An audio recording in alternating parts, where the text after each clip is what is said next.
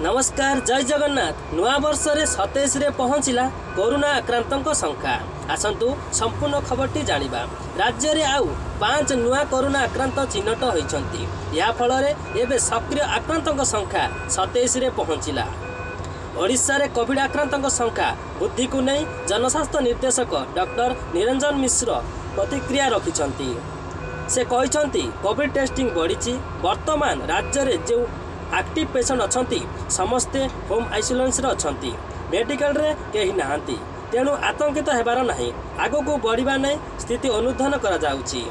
जातीय स्तर में तथ्य अनुसार जो मैंने आक्रांत होती 92% रु ऊर्ध्व होम आइसोलेशन अच्छी। जदि आपण मैंने मो चैनल रे नुआ करी देखुंत तो प्लीज सब्सक्राइब रखु। एमती छोट बड़ खबर आपण मैंने सर्वप्रथम पाइपर रोचु। जय जगन्नाथ। आपण मान दिन शुभमय हो यही कामना कर रोचु। जय जगन्नाथ जय जगन्नाथ जय जगन्नाथ।